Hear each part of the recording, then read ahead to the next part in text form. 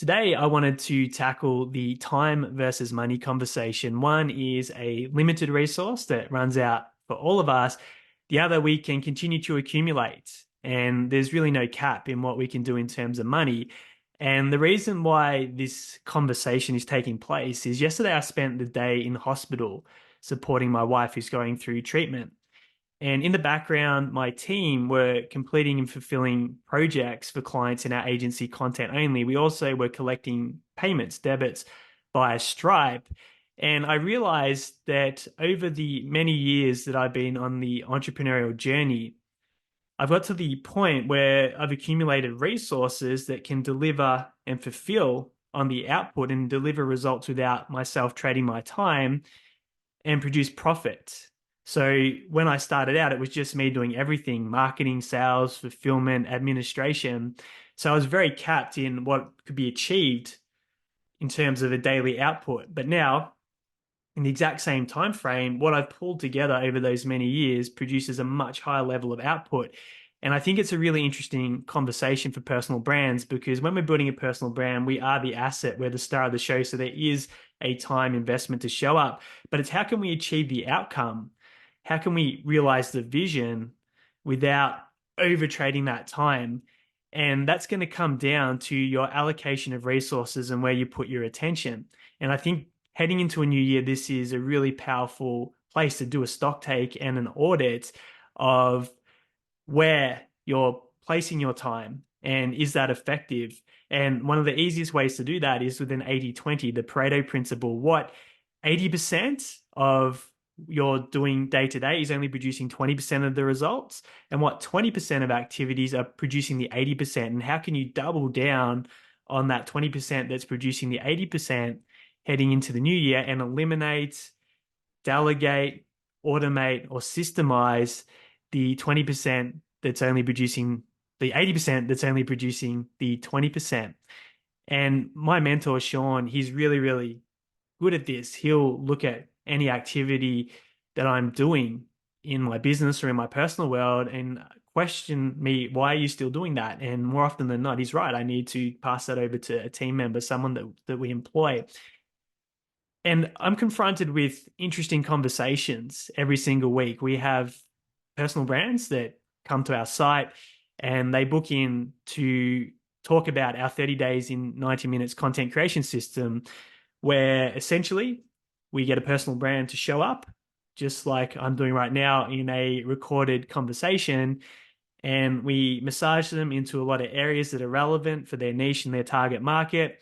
Because it's been recorded, we can cut that into their video content for social media. We can get the transcription of that interview and that session and convert it into written posts.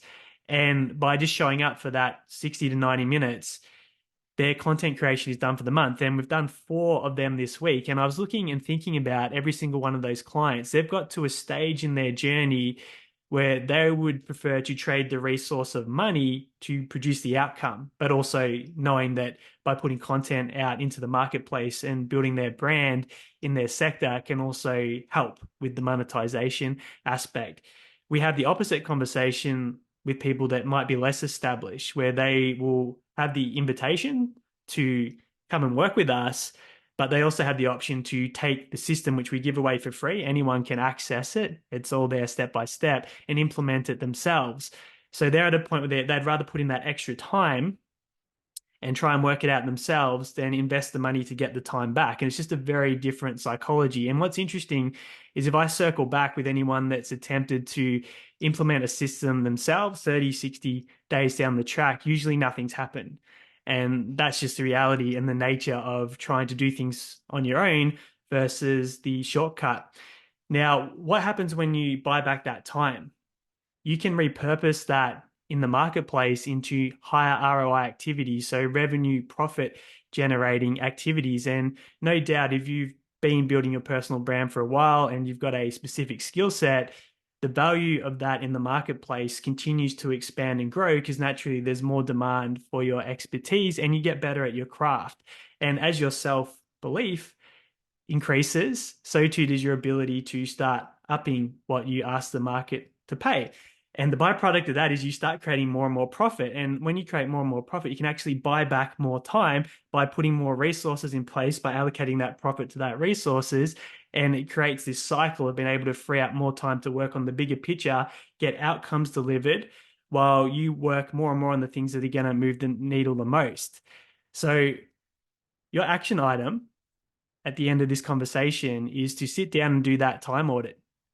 Where can you eliminate first and foremost? What doesn't need to be done? What can you delegate to a software, to labor? Is there anything a VA could take over for a few dollars an hour, and you can repurpose that time into the marketplace and earn a lot more than a few dollars? Is there anything you can automate with technology, and then finally systemize to make it more efficient and happen faster?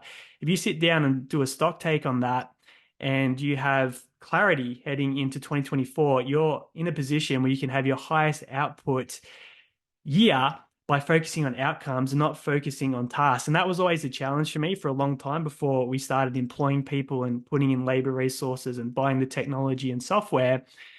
I was very task orientated. So I'd be busy and I'd fill my days up with work, especially when I was starting out, hours and hours, and it would feel good. I'd feel like I'd done a lot, but I hadn't actually achieved a lot. I'd been busy, but the outcomes hadn't moved very far, which is why it took me several years to get into a position where I was able to live off my own resources.